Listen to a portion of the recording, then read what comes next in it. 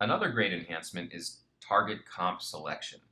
So typically, when you want to select a comp for rendering or replicating, you would go into the preferences and then scroll through a long list only to find the comp that you want and then select it.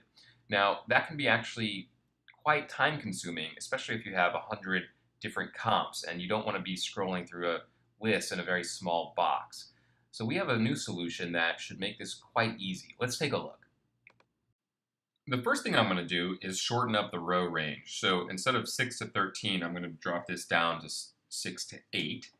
And what I'm going to do is just render this out. So I'm going to click yes, and we'll see Templater render out this target composition called solid assembly to disk. And it's going to do it 3 times because there's 3 rows of we've got in our range.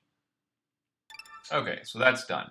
Now let's say I want to change the target composition. Instead of welcome message, I want to do instead of the solid assembly composition, I just want to do this welcome message one.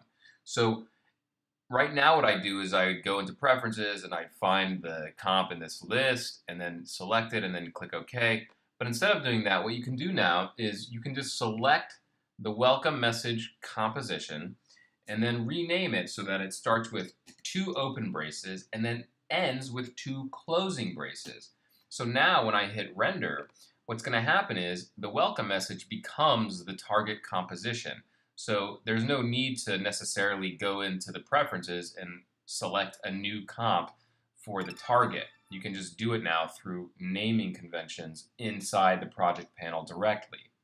So keep that in mind in terms of a shortcut, and you'll have a it'll be much easier to select a comp.